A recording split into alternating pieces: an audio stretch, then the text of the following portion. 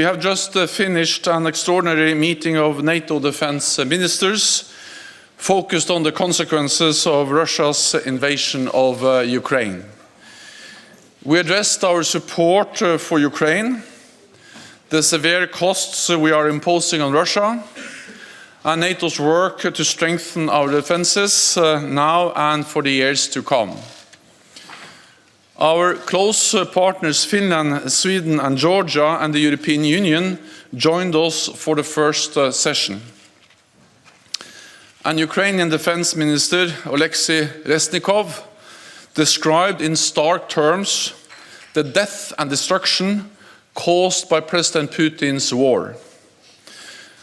The determined resistance of the Ukrainians against the invasion and the importance of our continued support.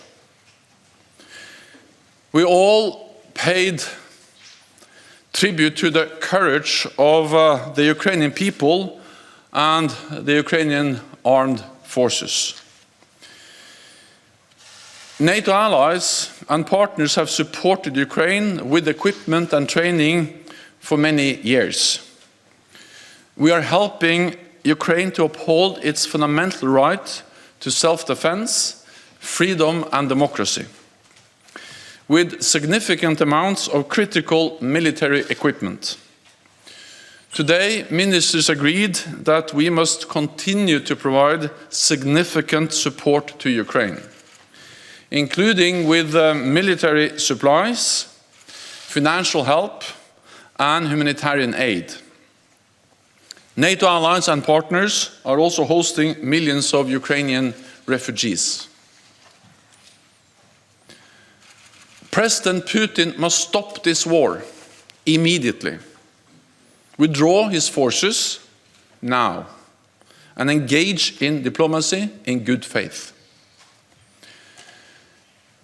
NATO is responding to this crisis with speed and unity. And next week, allied heads of state and government will meet for an extraordinary NATO summit. We will address both our immediate response and the changes we need to make for our longer-term security. Moscow should be in no doubt. NATO will not tolerate any attack on allied sovereignty or territorial integrity. We have already activated our defense plans to shield the alliance, increase our readiness, and deploy troops from both sides of the Atlantic. There are now hundreds of thousands of forces at heightened alert across the alliance. 100,000 US troops in Europe, and around 40,000 troops under direct NATO command, mostly in the eastern part of the alliance, backed by major air and naval power, as well as air defenses. But we face a new reality for our security, so we must reset our collective defense and deterrence for the longer term. Today, we tasked our military commanders to develop options across all domains: land, air, sea, cyber and space. On land, our new posture should include substantially more forces in the eastern part of the alliance, at higher readiness, with more pre-positioned equipment and supplies. In the air, more allied air power and strengthened integrated air and missile defense. At sea, carrier strike groups, submarines, and significant numbers of combat ships on persistent basis. We will also consider the future of our cyber defenses and how best to draw on allied space assets. We should also train and exercise more often and in greater numbers.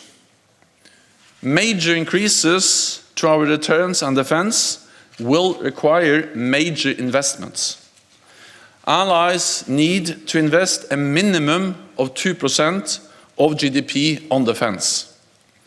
And I welcome that allies such as Germany and Denmark have already made important announcements on more investments and faster timetables.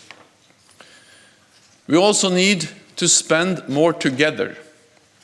NATO common funding is the essential enabler that allows us to work together. It is a force multiplier for national defense efforts, and it shows solidarity as allies. At this critical moment for our security, unity between North America and Europe in NATO is more important than ever.